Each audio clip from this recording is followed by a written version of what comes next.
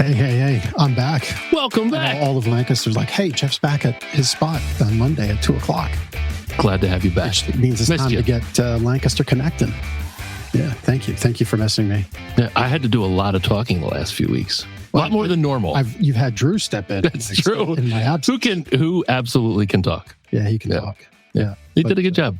Yeah. So what you're saying is you don't want to podcast solo. I mean, it's better with three people. It's just a better conversation. Yeah. And, I'm not that interesting on my own. So, need the podcast buddy. Okay. I like the buddy system. You go swimming, you have the buddy system as a kid. That's true. You go down the street to the park, buddy system as a kid. My daughter is going international this week. She's going to use the buddy system away. So that's super excited for her trip there. Yeah. And she's going where?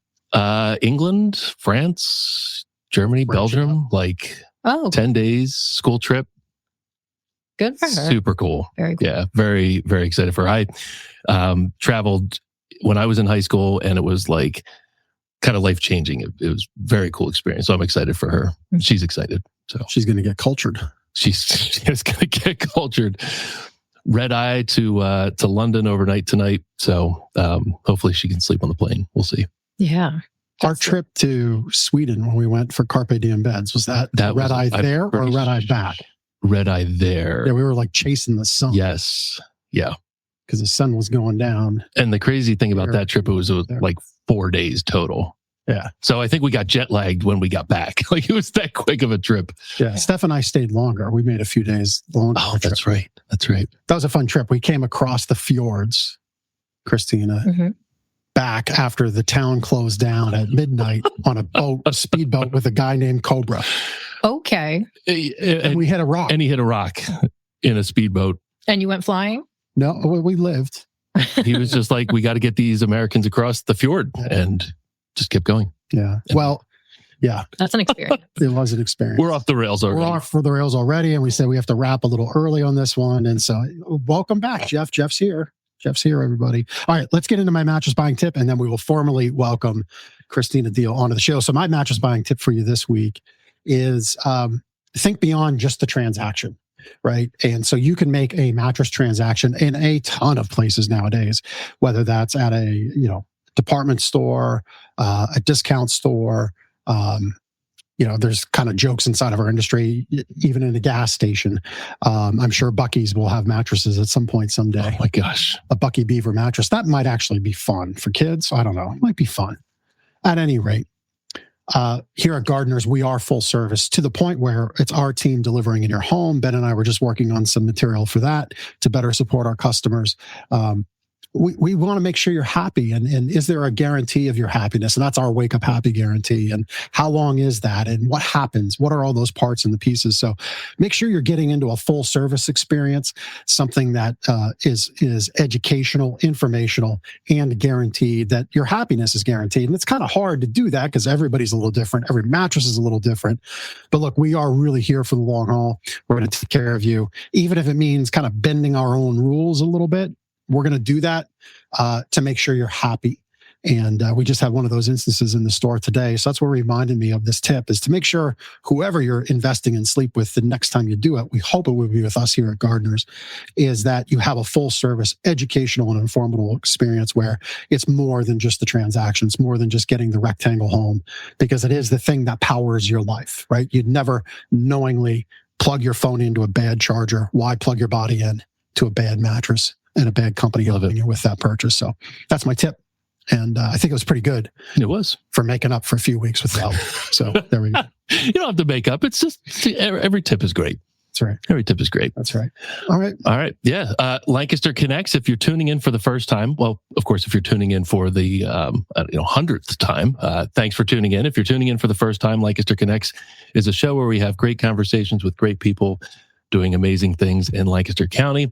And today's guest is now a 2-time guest on Lancaster Connects. We have Christina Diehl here. Christina, welcome back. Thank you. To Lancaster Connects.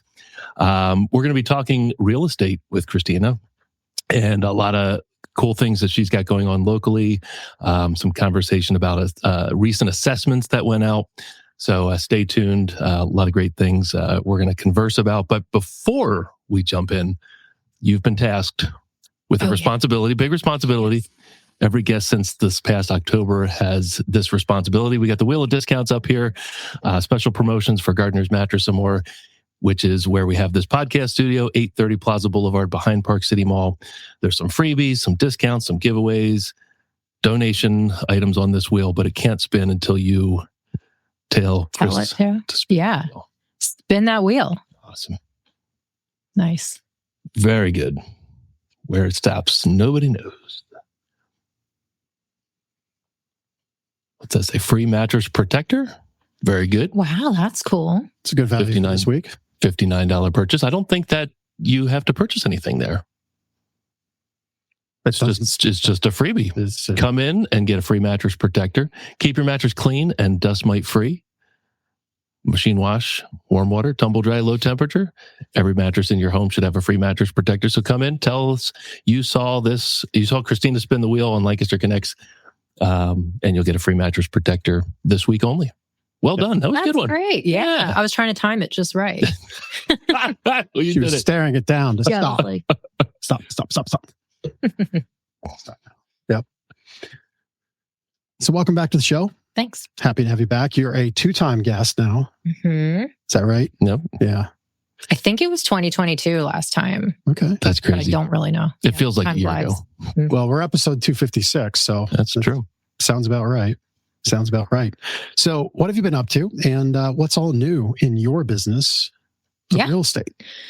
So with real estate, it's ever changing, and ever unpredictable. So it's hard to say what's new necessarily in my business. I've been doing the same thing for 16 years, building my business by referral, very much just counting on family and friends to trust me to help their family and friends or themselves to help them buy and sell real estate. So that kind of stays pretty stable. Probably the newest thing for me is being the president of LCAR this year. That's kind of a big change with different responsibilities than, being a realtor. So, and what's LCAR? Oh, Lancaster County Association of Realtors. Yeah. LCAR. You like this guy right now, July, if you're a hunter, it's like Pennsylvania hunting is like sending out all these notices. This hunting lottery, that hunting lottery. LCAR. I'm like, elk, what? Where?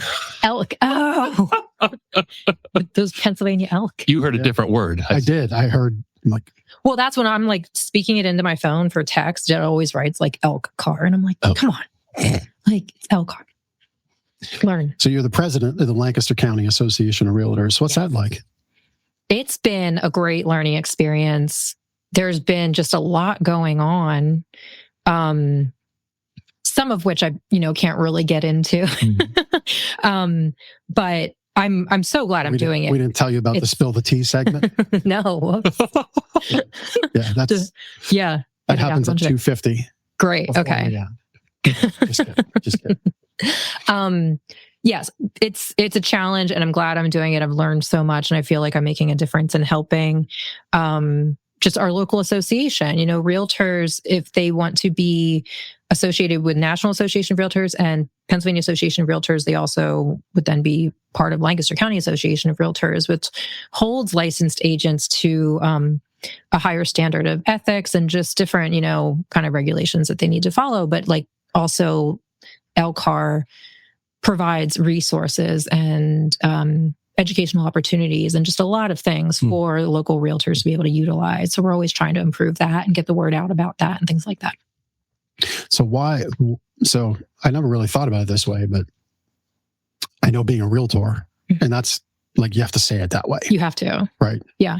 You can't say I'm a realtor. It's saying Lancaster. Right. What the heck's a Lancaster? Get out of here. Yeah. So that's the first thing. You come in and you do the pledge, like the Cub Scout pledge, which that hand I can do it. This hand I can't.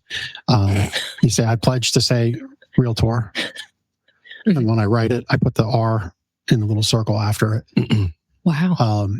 But talk about the higher standards, right? Because we say with our customers, look, we're in your home, we're in your bedroom, and not, people don't necessarily think about it that way. Like, you're trusting us with your home to bring something into your home with two people you've never met to go to your bedroom. Mm-hmm. And often, like, I don't know many people that invite friends and family into their bedroom that aren't their spouse or partner. And so there's a lot of trust with us. Mm-hmm. realtors sell people's homes, which have everything. That's the greatest asset. It's where their whole life is. So why does that higher standard matter so much? And then who are these other substandard people running around? Well, most agents are going to be part of an association. It does kind of happen by default. And I mean, there's pages and pages of our code of ethics, which is, I forget how many articles long. It goes into a lot of different things, but to suffice it to say, a lot of it just has to do with, working in your client's best interest and being forthright and honest, and, certain levels of confidentiality that you can't break, certain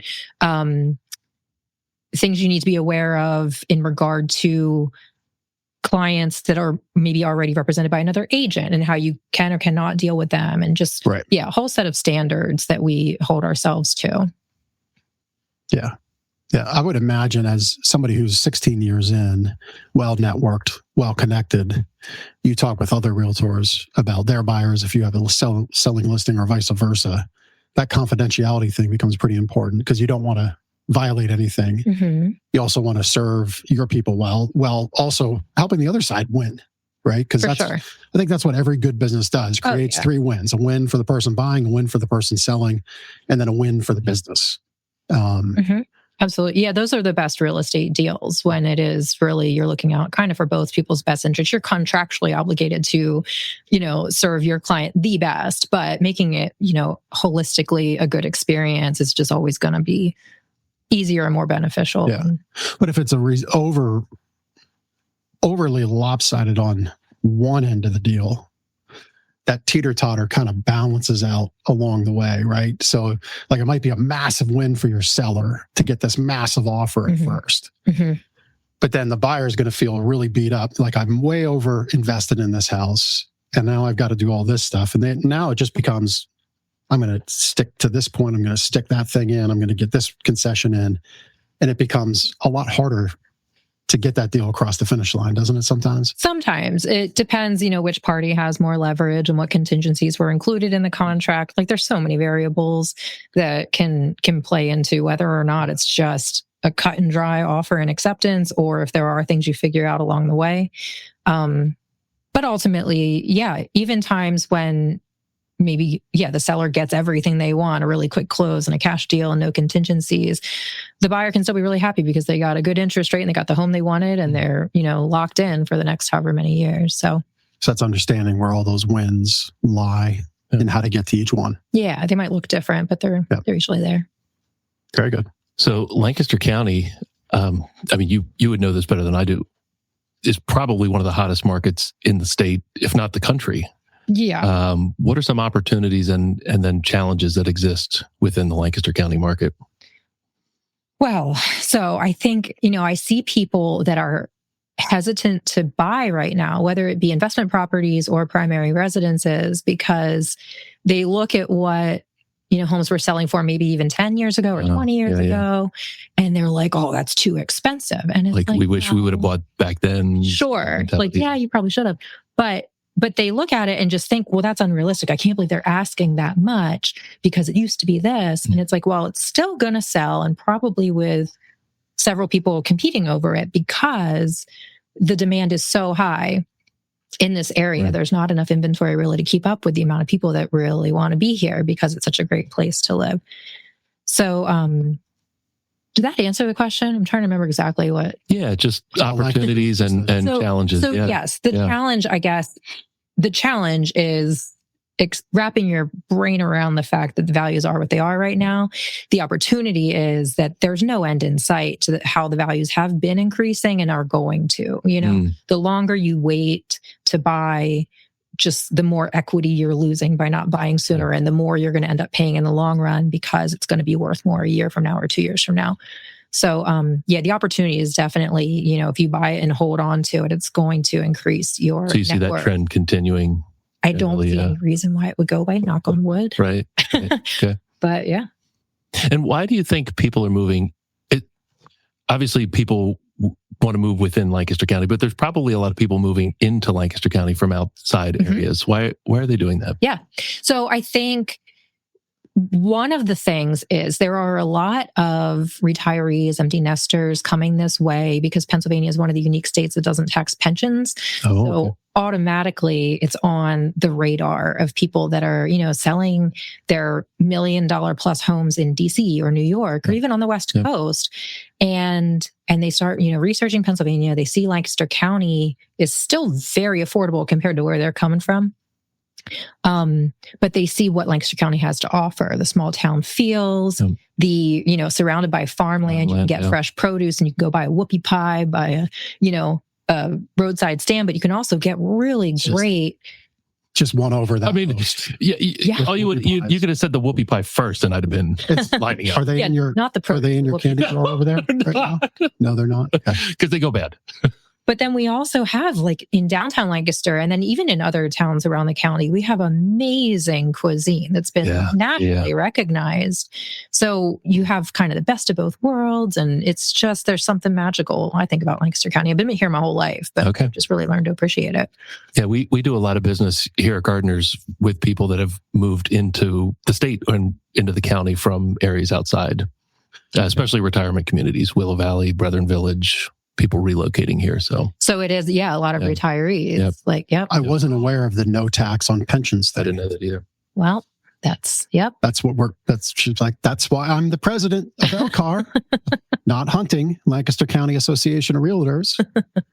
That's why I'm here. That's why I'm the money girl. That's why. Yes. Right? You saying that, not me. I know. So that's interesting. No tax on pensions. I never knew that. Yeah, didn't either. That's news to me. Okay. Something to look forward to. Well, this is a great transition, and what I'm excited. I said this before. Yeah. Millage, tax assessments. Blah. Let's get into that. Yes.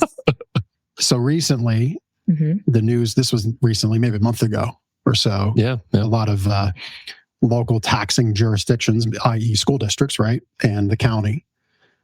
School districts are releasing their budgets now for this coming fall, but the next school year. Talk us through how you navigate those notices of updated assessment, and then where millage comes in, and break it down for plain English folk like myself. Yeah, who need help. Lancaster County has, I want to say, an agreement with itself that they will do a reassessment every 8 years. Totally. So the last one was like 2017, 2018, because it takes, almost a year to get through all the things that need to be done. And the reason it's, healthy for the economy for that to happen is just to keep the values of the real estate in line with keep their assessed values in line with what they could actually sell for or likely would sell for. So if, if we were being taxed on still what they were worth, that's going to get confusing. Never mind. It's important to incrementally make sure that the assessed value is close to what the market value would be, because there are other counties around the state that haven't done a reassessment in decades and decades. Oh, wow. Yeah. So they're way off kilter on what their the taxes should be. And if one area kind of really increased in value because it became more desirable for whatever reason, and another one decreased in value within the same county, things are going to be really off. This one might be assessed higher, even though its market value is now lower than this place over here that maybe had some revitalization done there that increased the value. So yes. So there's a county assessment office. They, worked to figure out the market values and then mailed those estimates out to homeowners. And then there is an appeal period. So if you are a homeowner and you feel like there's no way that my home would sell for that amount, like you just think that's way high, which, like we spoke about earlier, a lot of people kind of feel like, no, there's no way my house is worth that. It probably is, because Lancaster's increasing in value.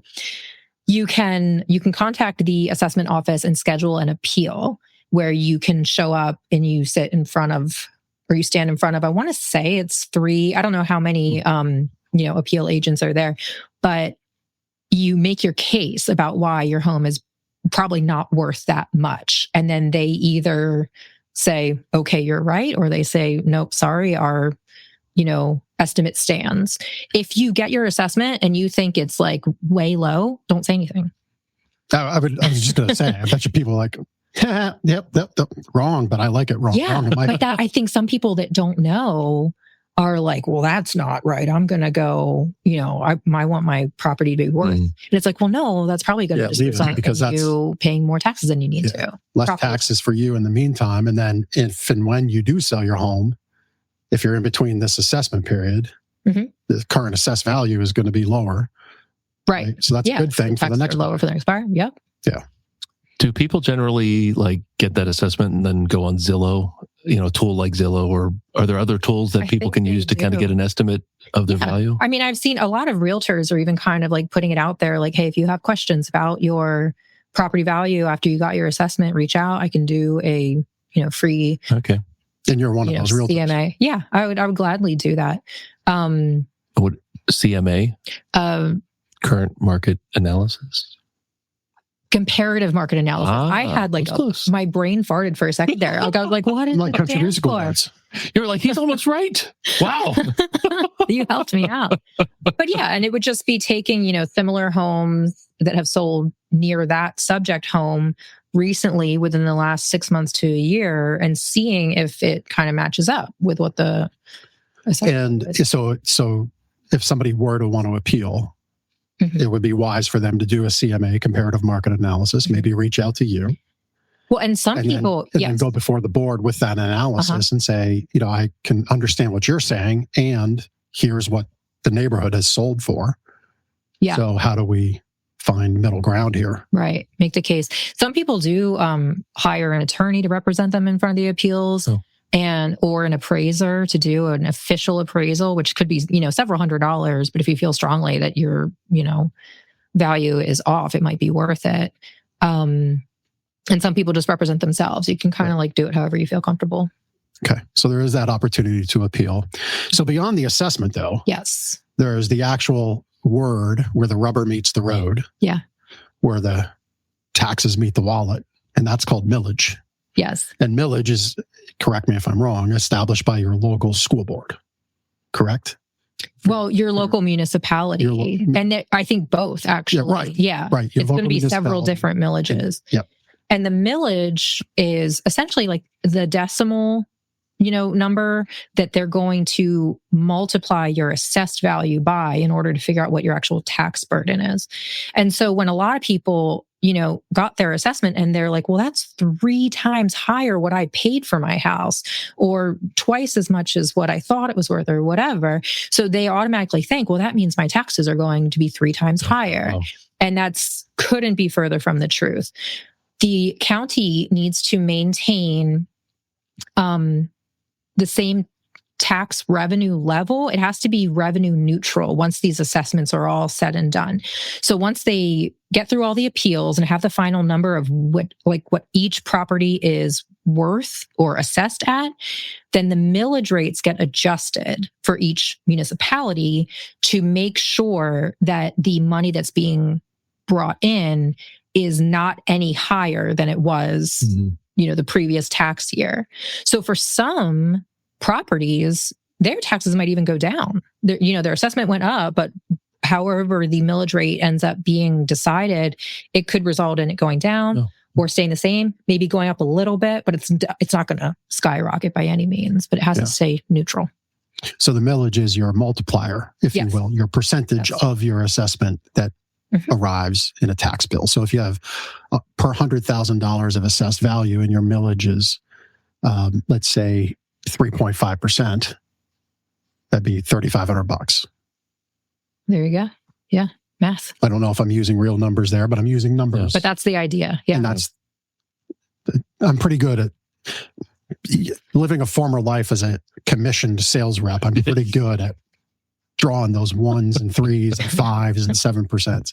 When we get to double digits, because not many commissions were double digits in my day, math becomes a little harder. But yeah. It's pretty good. Now we know your secret. Yeah, exactly. Christina, you said Lancaster does this every 8 years. Pretty much. And like double Olympics. They're supposed to do it every 8 years. And that's a good thing for the community to make sure that the community is generating the revenue to keep the community going. Yes. What happens to these communities that you said there's some neighboring ones that aren't doing it? What happens, like haven't done it in decades? Like what's... You know what? I don't really have a lot of firsthand knowledge about these other areas. I just know about them anecdotally. But you can imagine it would be a huge shock if, County X, everyone thinks their property value is around $20,000 or whatever they bought it for 50 years ago. Right. And then all of a sudden the county comes in and is like, actually, it's worth 300 now. And that would just be a big good jump. to have that big jump. Like, I think they're still going to have to adjust the millage, but it just makes more sense to kind of do it more frequently. So it's not as crazy. Yep, that makes sense. Jump. Yeah. So the other part that I read is a third will see no increase, a third will see some increase, and a third will see a decrease. Mm-hmm. Yeah. Thereabouts. So like, obviously 2 out of 3 people are going to be happy with that. But what if you're that 1/3 where you're going to see an increase? How, again, is this the appeal process to satisfy that, to maybe get no increase, or you just have to accept it? No, there's no use in appealing just because you want, you want them to lower your assessed value because you think it'll result in lower taxes. The only reason you should appeal is if you genuinely think they will agree with you that this number is not right. Because if you go in and say, hey, I think it should be this, and they're like, well, no, all the data shows it's this, you just waste your time. It is just kind of, almost like a luck of the draw kind of thing. There are going to be some people that see slight increases, but again, it won't be anything like detrimental. I think there can't be more than a 10% increase, and that's the highest that it would be. Right. Well, okay. Well, hopefully that helped some folks understand. Also, if I can mention, on lcaronline.com, lcaronline.com, we have some resources that help educate people about the assessment, and even a little 20-minute YouTube video that one of our members did an interview of the director of the assessment office. So that has a lot of good information in there too. So that was lcaronline.com. Online.com. There it is. There we go. Oh, and we're right at the top there, 2027 assessment. Something. Yeah. So it's good to be informed about your property. It's easily, my wife and I have lived in our house now for 18 years, which is hard to believe. Right. It's just hard to believe that's been that fast, and it's been 18 years. But I pay attention to where our taxes are at. There we go. And Richard, I think I bought a house from him a long time ago. Yeah, he's great. He's my neighbor. 2006, I think. My goodness. Yeah, he's been around. Wow. He's great. See, that's what every realtor, you just kind of little stab in the back for Christina. Beside you. Like, oh, I wasn't a realtor then. I was in grade school. And see? Showing my age. There you go. Thanks, Christina. But no, what a great resource. I hope that some of this was helpful. Obviously, if you have questions, Christina's contact information is in our show notes where you're picking this up, or on social channels. You could connect with her socially if you want, and she could run that CMA for you, help you navigate that. If it's unlikely to be worth her time or your time, maybe just point you to the resource. Because your assessed value might be 20 grand, and it's time for that to come up because it is Lancaster County. Sure. And you've been a tremendous beneficiary of that for a long time. And I mean, I'm a limited government, no tax kind of person. As little of that in my life as possible. And I also need a place like Lancaster County where it is burgeoning, it is blossoming, it is becoming bigger and bigger. We do need a tax revenue. We need a tax base. Mm-hmm. We need a tax base for roads. We need a tax base for services. Ben, your neighborhood, we were talking about the storm that took down a lot of stuff. Yeah. Some of that is your responsibility as a homeowner, but then there's things like creek beds that swell and rot away. They got to be fixed. Well, who fixes that? Well, municipality likely often comes in and does that. Well, where does that come from? Every 8 years, double Olympics, time to do the assessment. That's what I call it now. Nice. Double Olympic time, every 8 years. Tax Olympics. That's the term. It's tax Olympic time. Sounds way more fun than it is. Reassessment time is tax Olympics. So the new one. book it right there, Chris, at 2:30 on Monday, July 20th. Trademark, #trademark. We get 5 cents every time somebody uses it. Tax Olympics. All right, let's go with it. Yeah. So I know we're ending a little early, and we're not at that time yet, but we want to talk about the Lancaster City Revitalization and Improvement Zone. Did I say that correct? Yeah. Mm-hmm. Is that CRIZ? CRIZ. Yeah. Not to be confused with Riz, No. which all the young kids are talking about. It's very different. Right. Yeah. Although City Riz. although it sounds like if this plan all comes into place and all the greatness you were telling us about pre-show, yeah, it would have a lot of Riz to it. Yeah. Did you have a specific question, or should I? Yeah. Well, you're part of it. You're the chair Chair of the board. Yeah. and I don't know anything about the CRIZ. Yeah. Can I call it CRIZ? CRIZ. Yep. So what is it, and what is your involvement with it? This was a program that the state decided to kind of roll out, kind of in a pilot way, 15 years ago, 10 years ago. I should know that. I think it was about 15 years ago. And it was a way of, you talk about, small government keeping taxes local. It allows Lancaster City, like 130 acres worth of designated area within the city, to keep the tax revenue, the business tax revenue that's generated, instead of it going to Harrisburg and just getting kind of like disseminated wherever, comes directly back to us, comes back to the CRIZ board to decide where to invest it. And we have, guidelines that we have to stay within that the state has set up. It can only be used for certain things, in certain amounts. But we've been able to do just so much investment and so much good for small businesses, giving them, grants and low interest loans. We've done a lot of investment like in Ewell Plaza and the Marriott, the convention center. A lot of that kind of, I want to say, wouldn't have been able to happen if it weren't for the CRIZ injecting, sometimes millions of dollars to really make these things happen. So something new that we've been working on developing for a little over a year now, actually, is a small area plan around the stadium district. So around up where Penn Medicine Park is, and kind of, it's up right by the train station, and there's a lot of undeveloped land there, lots of grass and things like that. And just so much opportunity to really build up, some more residential units, which we need more of, office space, parks, venues. The possibilities are endless, but we have been working with a consultant team, and doing a whole bunch of different things to figure out the best use of that space and to start getting, well, we've already gotten the local property owners there on board. They're very excited about it, and they've been part of the process, even with the consulting team over the past year and a half. But the plan is to use CRIZ funds to help with infrastructure and things like that just make it a lot easier for a developer to come in and be like, cool, yep, I'll build this here because you already did the roads and the, water and electric and whatever else. So it's going to be cool. Yeah, a couple things as I hear you talk about it. Sounds very exciting. So first of all, Penn Medicine Park, for those that aren't completely up with all the Riz going on in the city, Clipper Stadium. Yes. Which we've known for a long, long time, right? Yeah. Old habits, hard to change sometimes. At Penn Medicine Park, they bought, they have the naming rights for the stadium. Yes. Right. So that's now Penn Medicine Park. So that's the area we're actually talking about. I love how the funding of CRIZ happens. It is very reminiscent of what some of our charities use in EITC funds. Oh, yeah. Right? Nice. You're familiar with those?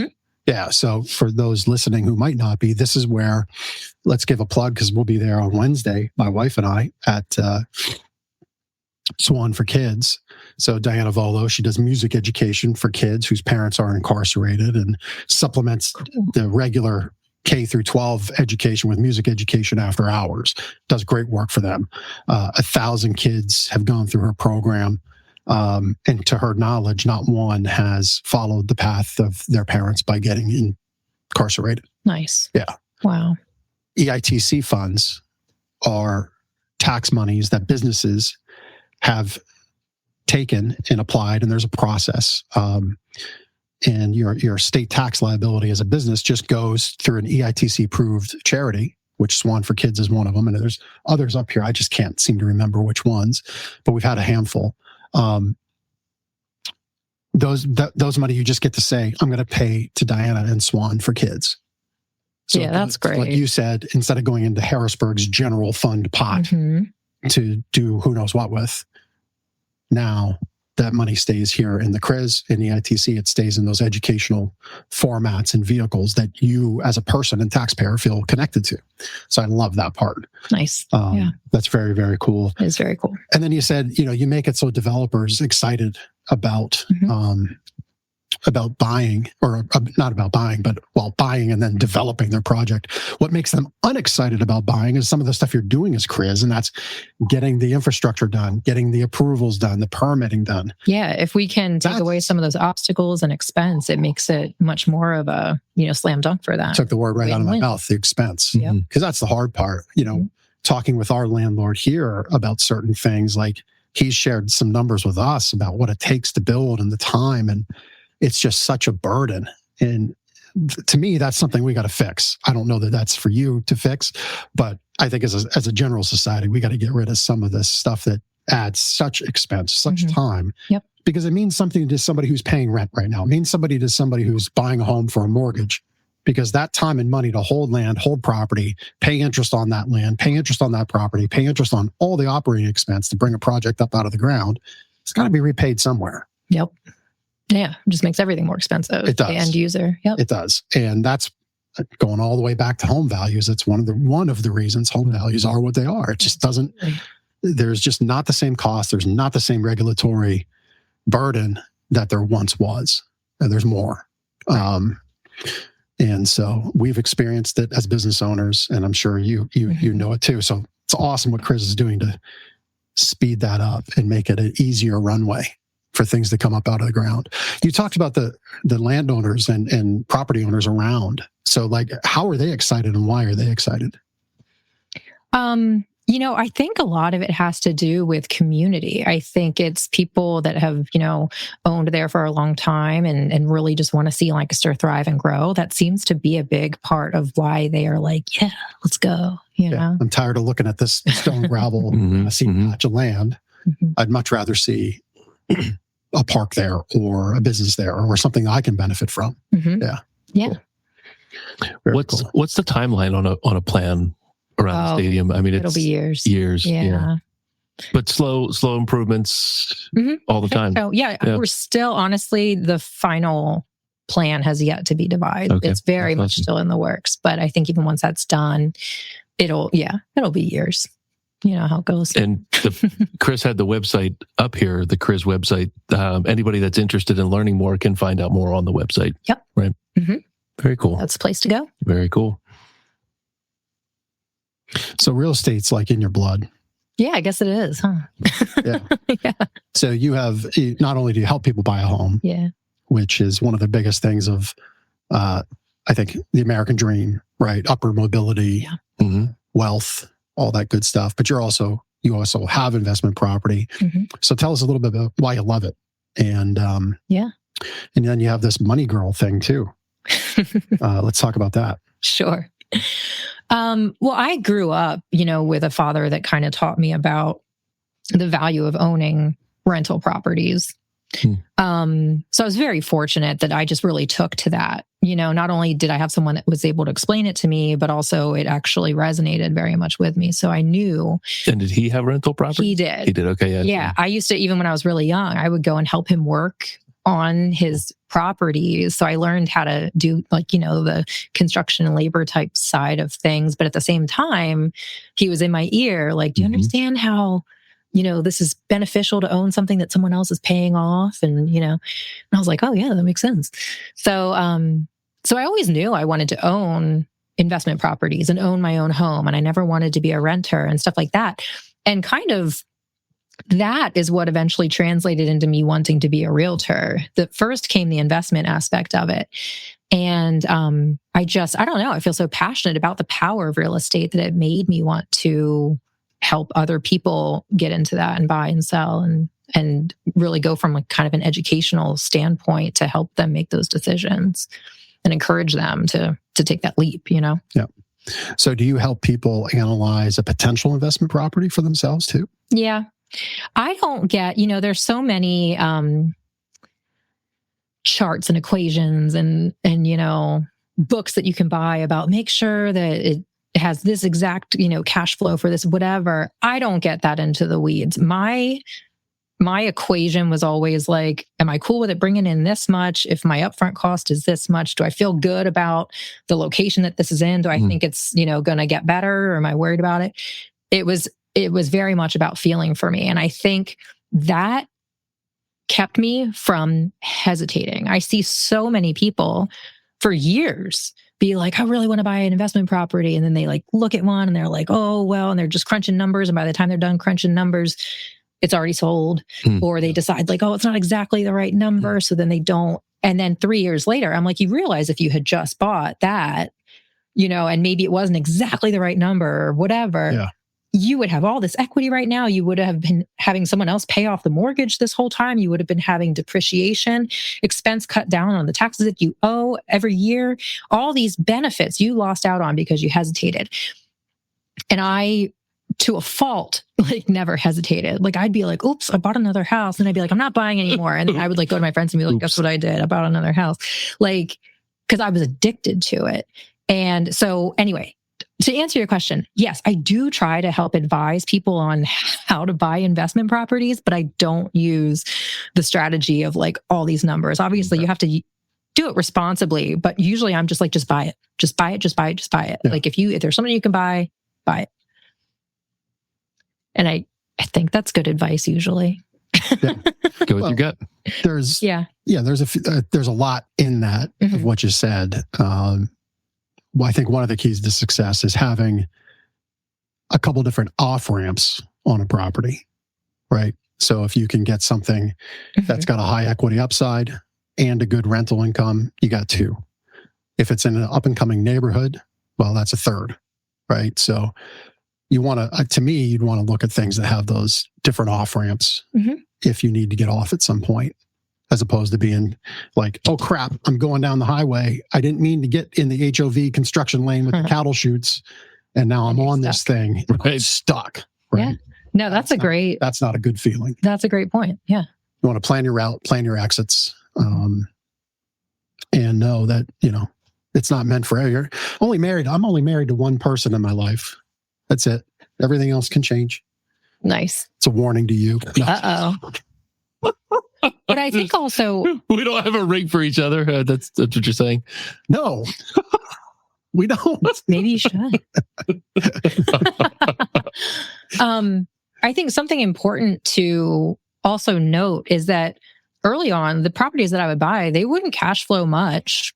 I was in it for the long haul. And I was like, eventually, once I pay these down, or when the rents increase, or any number of things that can contribute to that, eventually they're going to be bringing in more cash and increasing my net worth. But I'm okay with sitting with just, $100 or $200 cash flow right now because I see the bigger picture. And I think that's also an obstacle that people fall into, that they are like, well, it's only going to make me $200. And that's so short-sighted when it comes to real estate. Yeah. Well, and if you're also, well, I need that $200 to make my bills each month personally, that's a bad position to be in. Yeah. You can't run the business pot of money like your own personal checkbook. They've got to be separate. They've got to be able to sustain and stand alone separately. So very smart. Very smart. How would people, if, I don't think this is your primary business or thing, but if people are interested, what would be the way to connect with you on that? Yeah. I mean, I don't know if my email address is up there, but they can text or call. All your stuff is in the show notes. Social media people reach out on too. So I'm always available, via phone, essentially. It's everywhere, right? Yeah, right. Christina, last time you were on the show, we talked about your Money Girl book. Oh, yeah. And Chris flashed it on the screen a few minutes ago. Maybe just give us a little recap of what that book is and what you do with it. Yeah, it's almost like we kind of talked about the gist of it. Not really. I mean, I do talk in there about how I got started being interested in buying real estate and what that has done, for me. But really what I aimed to do this was probably, I started it maybe 5 or 6 years ago. It was probably 2019 or 2020. And I started to notice as I was getting more financially independent and having, income from rental properties, hearing so many people being like, I wish someone had told me that when I was in high school. I wish I knew this earlier. I would have done so many things different. And I was like, oh my gosh, people just need this information. Someone needs to write a book.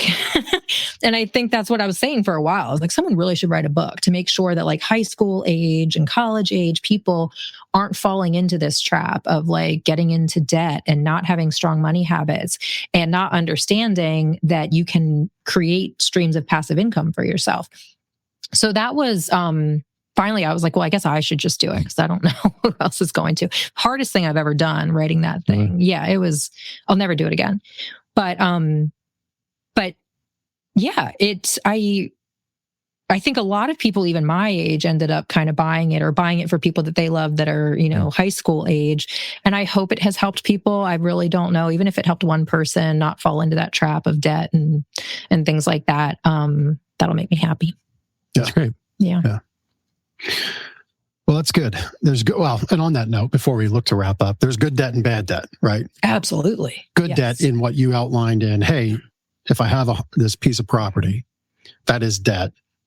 It is cash flow positive, even if it's $100 a month, because every month that ticks by is another month of equity created, and then years, and then decades, which I'm sure at this point you've got properties that are at least a decade or more that you had. Yeah.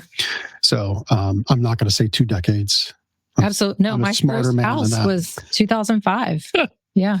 Okay. Well, you said so a couple decades. Yeah. But yeah, and that's the thing. Even if it's only cash flowing $100, it's still, they're paying your mortgage for you. You know, that's money that is already going into your equity and paying your bills. And so it's only $100, in your pocket maybe, but it's still generating wealth for you. Right. But so there's good debt, there's bad debt. In Money Girl, you talk about all of that, and you're so right about what kids ought to be taught, or things that should be supplemented in their learning at school. Yeah, things that you talk about in the book. Things like, what are the 5 things of credit? We had a great credit repair specialist on with us not too long ago. That I think that was me. I was solo that day. You were solo. Yeah, where were you? Oh, I think I was out of town. I was on vacation. That's right. You were in that. Yeah. Thank you. But we try to bring, that's why I was excited to have Christina on to talk about millage and the assessment thing. That's why we try to bring people on the show that help our community to understand, because where else do you go to get this? We don't have anything to sell you. Christina doesn't really have anything to sell you per se, unless you want to buy a home, and then we would recommend you to talk with her or sell a home.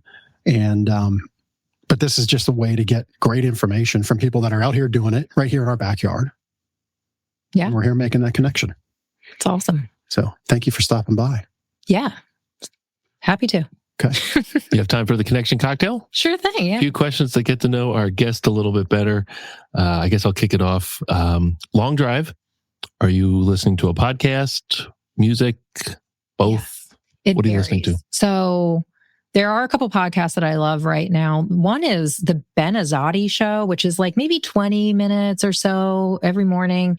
And it's a lot about just kind of like nutrition and natural, healthy living. It talks about fasting, talks about just, good natural, remedies for maybe, living the healthiest life that you can, kind of thing. So I like that. So that's important to you. That's cool. Yeah. And I love the Joe Rogan podcast. All right. Like that one's long, it's like 3 hours usually. Strap in. But you can just, so many different topics. You never know where it's going to go. And it's usually pretty interesting. Yeah. So I like that. Yeah. That's cool. Yeah. Thanks for sharing. I'm going to change the question to, because we have a friend in common. Oh. So if Nell Tice had to describe you using one word outside of art, what would it be? That's not fair. What the Nell? Hey, Nell, hopefully you're listening. If not, she'll tell you she's in Greece right now. She's not listening. Oh. Well, she should be. I mean, this is the most important hour of the 24 hours a day. Time zones. And oceans. Yeah. Now it's the second. I have another friend. Susan's in Greece right now. I know 4 people in Greece right now. What's happening in I Greece? don't know. It's the place to be. We should have done this there. Why weren't? Hey, Stone, Chris. Like knock on the. Yeah. I mean, seriously. I don't know what Nell would say. We have so much fun together. Like there are so many words, and we're ridiculous together. We like so ridiculous think might be. Maybe it's ridiculous. I wonder if she would say that. I should ask her. That's later. the first description that we've had on the show like that.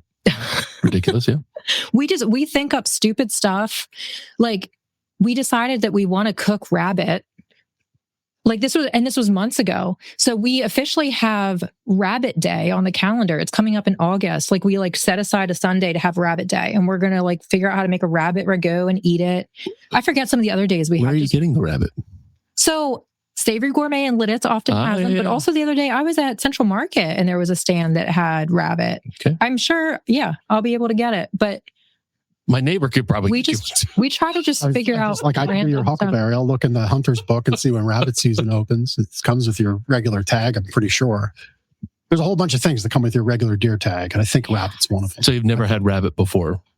I have. I don't know if Nell has. But Rabbit Day's coming up. But we just thought, it's just a random thing. We just get these ideas and then we're like, let's get it on the calendar. And it's usually like months in advance, but then we always have like these weird things to look forward to. That's pretty ridiculous. Love it. Ridiculous rabbit ragout. Yes. That's going to be the recipe. That's another trademark. It's 5 cents this way every time it gets used. All right. Local business you love supporting that people should know about. Yeah. I love New Holland Coffee Co. Oh, yeah. Have you been there? I know there's one in Lidditz now, right? Yeah, there's a bunch. Or no, is that the coffee co? Or that? No, that's New It's New Holland. Yeah. So I fell in love with it like when it was on King Street in the city, because I can walk there. And during COVID, they were smile friendly, and so I just ended up there a lot. And everyone there's so nice, and their coffee is so good, and it's just a cute little atmosphere. And I just feel like everyone should go to New Holland Coffee. Very good, love it. What's your favorite drink there? Well, I'm a black coffee kind of girl. Oh, okay. Yeah. Nothing fancy. Boring with that. Yeah. That's good. No. Yeah. There it is. There we go. Yeah, their food's good. Everything's good. You're on this, but you weren't on the grease thing, Chris. Thanks. Chris is just going to delete the show end early. Crap from across the airwaves. All right. So we're a little bit past 4th of July, but that doesn't matter because it's still the 250th year of America. We still have our regalia up on display, although I notice it's a little worse for the wear as far as weather goes. Not the flags, but the banners. The banners. I had to give him a haircut the other day. Yeah. But so from your view, what makes America so great?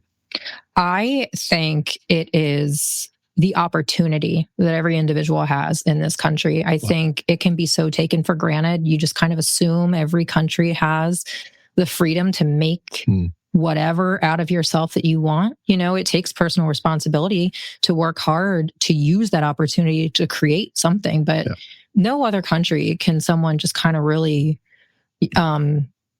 pull themselves up from, maybe a bad situation they were born in. If they work hard, they can, become millionaires or rental property owners or whatever it may be. It's just the opportunity is so, I think, forgotten. I think people just don't recognize how much opportunity you have living in this country. Very cool. Love it. Amen to that. Love it. All right. Well, thank you. We're going to wrap up a little bit of business before we jump off. I've got a sleep better tip, which I think you're going to like. Oh, good. I don't sleep well. Yeah, I often, our gift to you, we'll give you this. Oh, awesome. So we give this book out we offer this to everybody that visits. We'll gift it to you. You just go to gardnersmattressandmore.com/sleep-better. Our team is now sleep science coach certified. So they are the experts at helping you. I wrote the book on the general belief and system of sleeping better.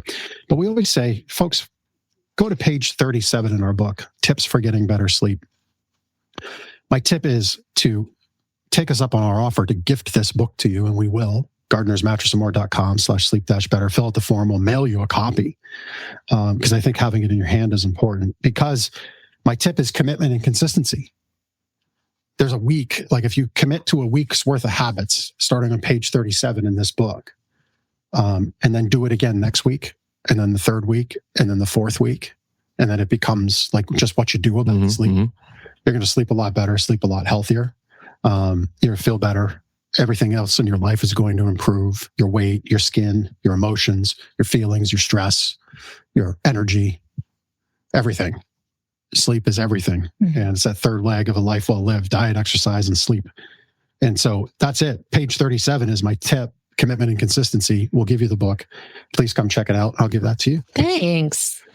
I need that. All right. Testimonial time for Gardner's Mattress and More, 830 Plaza Boulevard, Lancaster, behind Park City Mall.